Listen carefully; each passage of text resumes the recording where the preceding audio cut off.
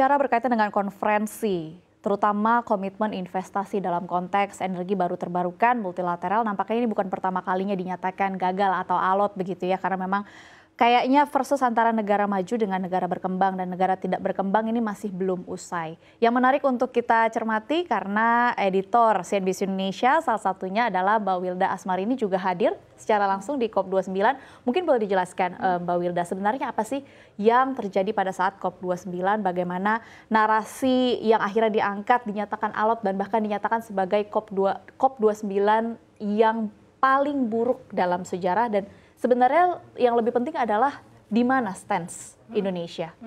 Kalau untuk yang COP paling buruk mungkin lebih karena apa yang dituntut gitu, apa yang diinginkan untuk bagi negara-negara maju ini untuk memberikan kontribusi untuk terutama untuk pendanaan untuk transisi energi, untuk menangkal perubahan iklim ini mungkin jauh di bawah target. Realisasinya itu jauh di bawah target.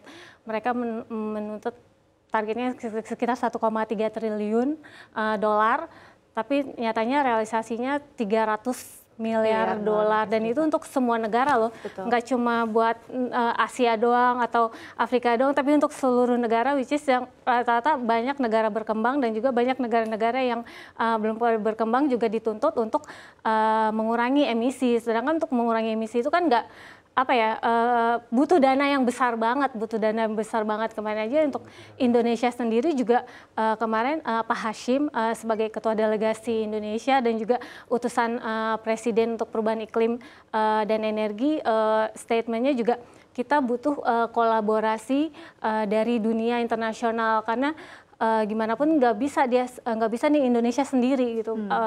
Bahkan dia menyebut kita butuh, Indonesia aja ya, Indonesia aja butuh 230 miliar dolar. 230, sedangkan yang dikomitmenkan hanya 300 miliar dolar mereka untuk seluruh dunia. Untuk seluruh dunia, 235 miliar itu sampai 2040, itu kalau dirupiahin tuh 3.700 triliun ada kali itu kalau dirupiahin. Dan itu kan juga, itu mungkin terutamanya itu mungkin kebanyakan dari sektor listrik juga, belum lagi sektor-sektor lain yang pasti kan butuh pendanaan juga. Betul. Kayak gitu, yang belum tercapture di perkiraan tersebut kayak gitu. Dan ini tentunya Indonesia duit dari mana kalau cuma sendiri ya kan, nggak mungkin. Kita aja udah defisit berapa persen dari APBN nggak cukup. Nah ini pastinya butuh pendanaan dari internasional, apalagi yang mendorong suruh ngurangin emisi itu kan negara maju. Betul. Kayak gitu. Apakah ini ada kaitannya dengan terpilihnya Presiden Donald Trump di Amerika Serikat begitu? Karena kita tahu betapa Presiden Donald Trump ini kayaknya lebih condong ke energi fosil. Apakah ini juga yang menjadi pengaruh terhadap hasil COP29 yang dikatakan mengecewakan ini, menurut Anda Mbak Sefty? Sebenarnya kan kalau misalnya kita lihat, memang Amerika Serikat itu selama ini adalah negara yang mendominasi pendanaan untuk iklim. Mendominasi sumbangan lah intinya dalam bahasa mudahnya. Tapi dengan terpilihnya Trump, which is Trump sangat gembar-gembor soal dia akan kembali mengeksplorasi fossil fuel, minyak, terus kembali lagi mengeksplorasi gas gitu kan ya, dan mengesampingkan transisi energi. Memang ini menjadi hal yang membuat negara-negara kaya lain mundur.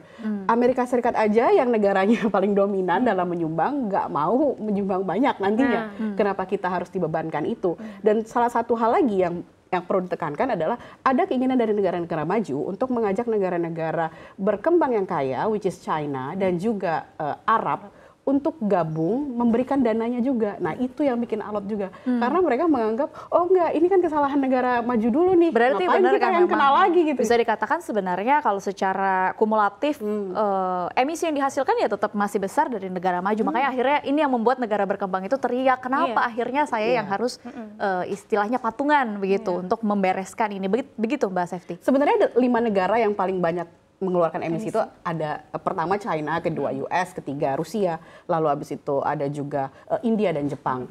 Cuma memang itu kan sekarang, ini kan kesalahan sudah dibuat dari kapan lampau yang lalu gitu kan ya. Terus ini yang jadi teriakan juga negara-negara berkembang. Loh kan ini kan udah kesalahan dari masa lalu, tapi kok kenapa pas sekarang-sekarang kalian yang seharusnya membayar lebih banyak dalam tanda kutip, kita yang harus beres, kenapa kita yang harus Sedangkan dan syaratnya juga sangat sulit untuk mendapatkan pendanaan. Iya. Kadang-kadang itu juga jadi masalah. Gitu. nah ini syarat juga nanti Kita akan bahas ya. nanti, lebih dalam gitu. nanti ada clue-cluenya nanti. Oke, baik. Kak Wilda bilang bahwa akhirnya negara maju yang akhirnya mau mengajukan pembiayaan berkaitan dengan investasi energi baru terbarukan sulit. Itu maksudnya seperti apa, Mbak Wilda? Iya, kalau dari kemarin paparan dari berbagai narasumber di sana ya, jadi kayak mereka mau pendanaan tapi syaratnya banyak, ada beberapa syaratnya. Misalnya lo harus batu bara lo, konsumsi batu bara lo di bauran energi primernya minimal 50% ya, minimal 30% ya. Loh, ini kan mau transisi energi, kalau wajar dong ketika lo masih negara berkembang, batu bara lo masih di atas 50% lah. Yeah. Kalau misalnya ketika lo baru bisa dapat pendanaan ketika batu bara lo udah 50%, nah ini gimana untuk nurunin sampai 50%-nya gitu kalau lebih hasil dari dulu itu. begitu ya. Oke. Dan apakah memang ini visible untuk negara berkembang? Mungkin misalnya Indonesia untuk melakukan merealisasikan tuntutan tersebut. Mungkin boleh Mbak Safety. Kalau misalnya dengan dana yang tersedia yang sudah diketok di COP kemarin, di COP kemarin, memang tidak seperti yang diharapkan ya. Justru ada negara yang walk out. Karena dari 300 miliar US dollar itu, sekitar 200 itu diberikan kepada negara yang tidak berkembang. Sementara pulau-pulau kecil itu hanya sisanya. Jadi bagaimana mereka mau melawan iklim jika dananya saja sampai 2035 hanya cukup. minim, seperti itu sih. Lagi pula mau menambahin syarat sedikit tadi dari Mbak Wilda, mereka juga khawatir syaratnya itu juga ada pajak, kalau nggak salah ada pajak karbon baru yang lagi dibuat sama Eropa. Selain itu juga kan mereka juga takut nih kalau Trump berkuasa, tarif impor juga nanti akan dibebani lagi kepada mereka.